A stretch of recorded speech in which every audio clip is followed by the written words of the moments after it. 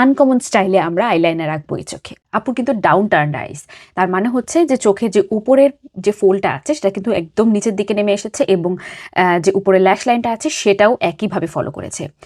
এখন প্রথমবার যখন আমরা আইলাইনার রাখতে যাবো আমরা এটা এগেনস্টে যাব না, ঠিক যেভাবে আছে ওই শেপটাকে ফলো করব। দেখাচ্ছি, আমি আমার আইলিড কনসিল করিনি কারণ আজকেরটার জন্য আমার মনে হয় প্রয়োজন নেই, এবং আপুরও আমার মতন হালকা হালকা ডার্ক সার্কেল আছে, এই কারণে আমার মনে হলো যে আমার যে ডার্ক সার্কেল আছে এটার উপরেই করি। আমি যেটা করবো, আমার ডার্ক সার্কেলের থেকেও ডার্ক একটা শেড নিব। এইটা হতে পারে এই শেডটা। এটা আমি নিয়ে নিচ্ছি একটা কটন বাডে। সোজাসুজি তাকালে যে আমাদের মনিটা যেখানে থাকে এখানে একটা ডট দিব এবং সেটাকে ফলো করে নিচের দিকে নিয়ে আসব। যে পাশ দিয়ে আমি অ্যাপ্লাই করেছি ওপাশটা উল্টে, বা হ্যাঁ ওপাশটা উল্টে এই যে আর ক্লিন পাশটা আছে সেটা দিয়ে আমি এই যে যেটা যে কর্নারগুলো সেটাকে একটু ব্লেন্ড করব।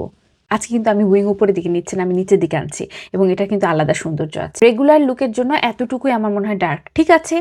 এখন আমরা যেটা করব, এই যে যতটুকু রয়ে গেছে না কটন বাডে, ওটা জাস্ট নিচে একটু রাগ করে নিব, আবারও ক্লিন পাশ দিয়ে ব্লেন্ড করব।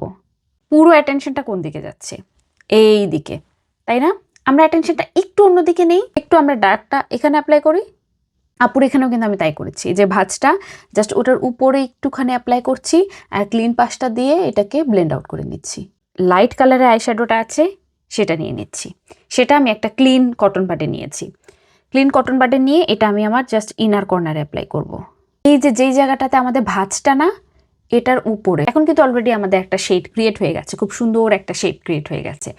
এখন চাইলে একটা ছোট্ট করে উইং, মানে এটার বরাবর একটা ছোট্ট করে উইং আমরা রাখতে পারি।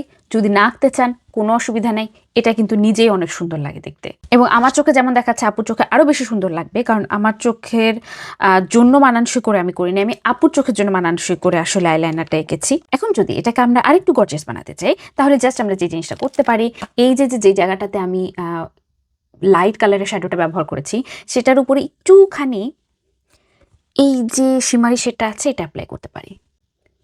ইনার কর্নার প্র্যাকটিস করার জন্য বেস্ট হচ্ছে যে আইলাইনার শুকিয়ে গেছে, যেটা খুব একটা রং নেই, যেমন আমার এই আইলাইনারটা, এটা আসলে দেখে মনে হলো এটা আসলে শুকিয়ে গেছে অনেকটা, অনেকদিন ব্যবহার করেছি আমি, তো এটা দিলেই আসলে অনেক বেশি করে আইলাইনার পড়ে যাবে না। তো এটা হচ্ছে বেস্ট প্র্যাকটিস করার জন্য। এটা জাস্ট আমি যে চোখের ভাঁজটা আছে ভাঁজ থেকে নিয়ে একটুখানি টান দিব, এই এতটুকুই।